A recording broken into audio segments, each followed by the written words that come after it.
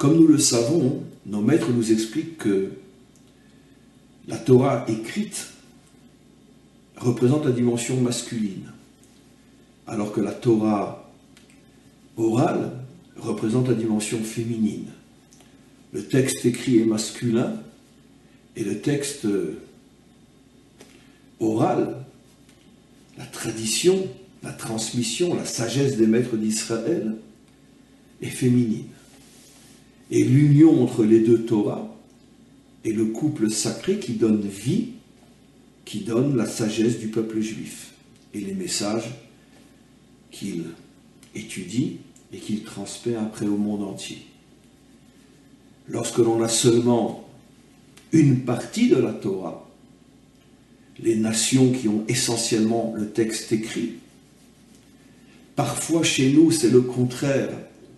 On a énormément d'étudiants qui étudient surtout la tradition orale, dans les différents textes de la tradition orale qui aujourd'hui sont écrits, mais qui au départ font partie de la tradition orale, comme le Talmud, les Midrashim, le Zohar et d'autres, mais n'étudient pas suffisamment et suffisamment profondément le texte écrit, la Torah, ou d'une certaine manière la Bible dans son ensemble, comme on le sait dans énormément de lieux d'études aujourd'hui, on met trop de côté l'étude de ce qu'on appelle la Bible dans son ensemble, c'est-à-dire pas seulement le texte de Moshe, mais aussi Josué, les juges, les prophètes, les rois, etc.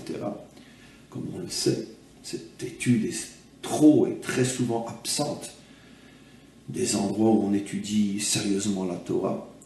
Dans les deux cas, finalement, c'est une Torah célibataire, c'est une Torah qui n'est pas mariée et qui ne peut rien produire de réellement vivant.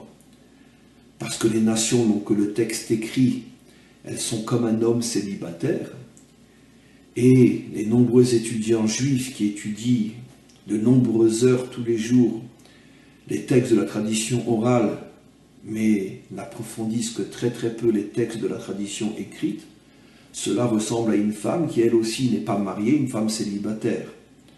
Dans les deux cas, le résultat est plus ou moins le même. Il n'y aura pas d'enfant, et il n'y aura donc pas de vie, et il n'y aura pas de futur.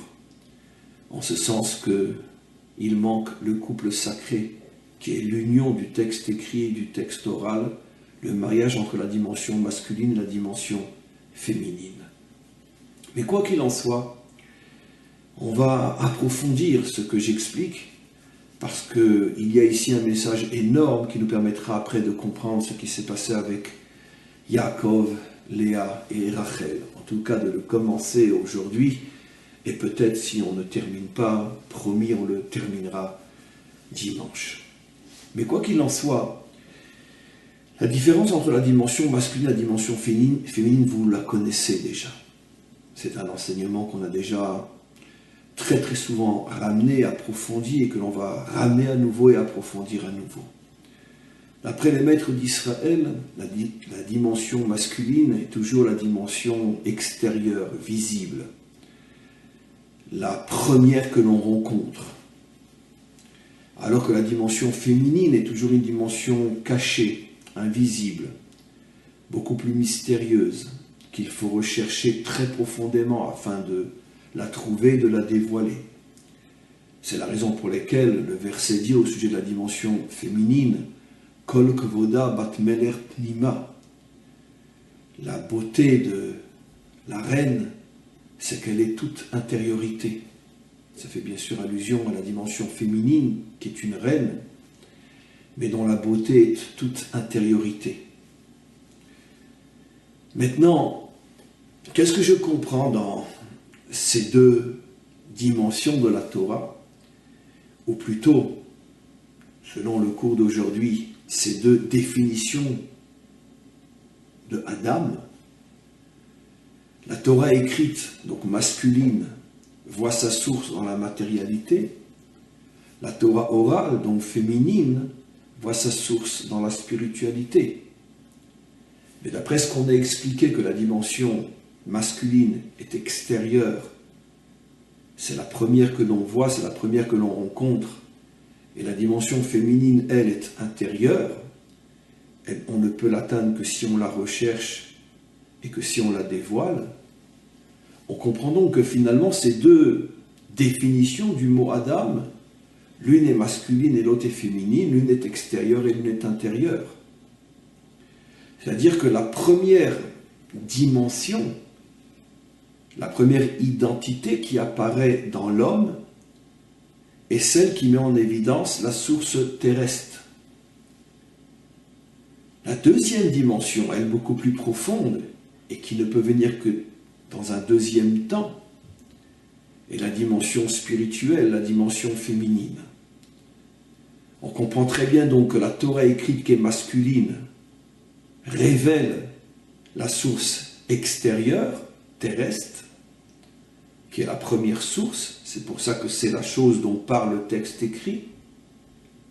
Parce que, dans un premier temps, celui qui étudie a d'abord accès au texte écrit, avant la tradition, qui elle n'est pas écrite, qui doit être transmise, qui n'est donc pas aussi facile d'accès que le texte écrit, qui est devant les yeux de tout celui qui ouvre le livre. C'est la raison pour laquelle donc la Torah va d'abord parler de l'identité terrestre de Adam, et seule la tradition orale qui vient après va nous révéler la dimension cachée de l'identité profonde de l'homme qui est spirituel, avec une source céleste en haut et non une source terrestre en bas. Maintenant, exactement de la même manière, quand j'ai expliqué que la Torah entière, la Torah parfaite, la Torah mariée et non célibataire, devait être une Torah qui unit à la fois le texte écrit et la tradition orale, le masculin et le féminin, exactement de la même manière, l'homme complet devra lui aussi réaliser ce mariage à l'intérieur de lui-même, le mariage entre ces deux identités, l'identité masculine, la racine terrestre, l'identité féminine, la racine céleste. Et seulement lorsque l'homme a réuni en lui et dévoilé en lui ces deux identités, à ce moment-là, il cesse d'être une moitié d'être, soit l'être uniquement masculin, soit l'être uniquement féminin. Il devient finalement un être marié, un être couple, qui a réuni en lui les deux dimensions. Maintenant, malgré tout, il faut savoir que l'ordre décrit par la Torah, c'est-à-dire d'abord la définition masculine, racine terrestre, et seulement après la définition ou l'identité féminine, la racine céleste, cet ordre-là est extrêmement important. Parce que l'ordre n'est pas par hasard, l'ordre n'est pas uniquement technique et mécanique, l'ordre est fondamental, et si l'ordre n'est pas respecté, à ce moment-là, tout le processus est abîmé et le résultat ne sera pas celui que l'on voulait et que l'on devait atteindre. Dans chaque chose, il y a un ordre à respecter. Dans les choses les plus banales, tu ne commences pas par le dessert avant les hors-d'œuvre et le plat principal. Dans chaque chose, tu ne commences pas par, normalement, c'est normal, la fin du livre, et puis après tu vas lire à l'envers et tu reviens vers le début du livre. Car si tu sais comment ça se termine, ça n'a plus aucun intérêt de le commencer au départ. Et ainsi de suite. L'ordre est fondamental. Surtout dans les sciences extrêmement précises, si tu intervertis l'ordre, tu risques de tout casser. Dans un traitement, quelqu'un qui se soigne, il a certains médicaments à prendre. Voilà ce qu'il faut prendre le matin, voilà ce qu'il faut prendre le soir. Et s'il change, le risque est que peut-être non seulement il ne pourra pas guérir, mais en plus il risque de se rendre encore plus malade qu'il ne l'était déjà, car les médicaments du soir, qui doivent être pris au moment où tu vas dormir, si tu les prends à un moment où tu es en pleine activité, ils risquent de te faire du mal. Donc l'ordre est très important. Et donc si la Torah a choisi cet ordre, que l'homme doit d'abord révéler sa racine terrestre et seulement après révéler sa racine céleste, si l'homme doit d'abord s'enraciner dans la matérialité et puis après seulement s'enraciner dans la spiritualité, vous comprenez que je viens ici de vous révéler quelque chose d'absolument nouveau, pas nouveau dans le sens que vos oreilles l'ont jamais entendu, mais nouveau dans le sens de la manière dont je le rapporte et l'explique et le transmets aujourd'hui. Je suis en train de dire quelque chose de phénoménal. Je suis en train de vous révéler un des enseignements les plus profonds, les plus puissants, en même temps que peut-être le plus méconnu de tous les enseignements du judaïsme, voire même que quantité d'autres enseignants ne penseront pas comme je l'explique moi-même et se lèveront pour contredire ce que je dis. Mais c'est quand même moi qui ai raison, et c'est cet enseignement qui est le vrai, pas parce que c'est moi qui le donne, bien évidemment, mais parce que c'est la seule vraie, unique et authentique lecture de la Torah. L'ordre choisi par le maître du monde, d'abord révéler la dimension masculine, la racine matérielle, et seulement après révéler la racine spirituelle, la dimension féminine, vient nous apprendre que l'homme normal, l'homme sain avec et santé, l'homme équilibré, doit d'abord s'enraciner dans la dimension matérielle et seulement après se diriger vers la dimension spirituelle. De la même manière que, techniquement aussi, un homme naît d'abord célibataire, et c'est seulement lorsqu'il est arrivé à un certain stade de maturation, de préparation, qu'il peut envisager de se marier.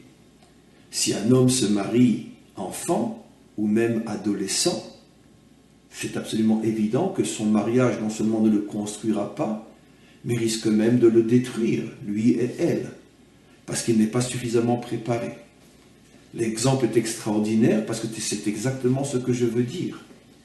Si un homme s'attache à la dimension spirituelle, qui est la racine céleste, qui est féminine, avant de s'être suffisamment construit au niveau de sa racine matérielle, masculine, à ce moment-là, non seulement cette union ne lui permettra pas de s'élever plus, mais cette union risque de les détruire tous les deux, et lui et ses dimensions matérielles et spirituelles. Le couple finalement ira à la catastrophe, l'être va s'autodétruire de l'intérieur. Et donc, qu'est-ce que je suis en train d'expliquer ici? Quelque chose d'absolument fondamental, que nous révèle en vérité la Torah. Dans la normalité, dans la logique, dans la santé des choses et du processus, un homme doit d'abord s'assurer qu'il est véritablement enraciné dans ce monde, que l'homme a réellement conscience de la réalité, que l'homme est pleinement investi et attaché à ce monde, que l'homme est fondamentalement responsable et soucieux de ce qui se passe dans ce monde, et seulement après, il peut, et même doit, car c'est un devoir, aller se marier, c'est-à-dire raccrocher la deuxième dimension intérieure, invisible, spirituelle, féminine. Mais si l'homme veut changer l'ordre des choses, si l'homme veut aller du haut vers le bas, de l'intérieur vers l'extérieur, du féminin vers le masculin, à ce moment-là, il se détruit complètement. C'est-à-dire que si un homme se donne, s'investit dans la dimension spirituelle, avant qu'il se soit assuré d'être bien ancré dans la dimension matérielle, à ce moment-là, finalement, il n'aura ni l'un ni l'autre. Parce que ce n'est pas le processus sain, normal, équilibré, équilibrant, constructif et constructeur.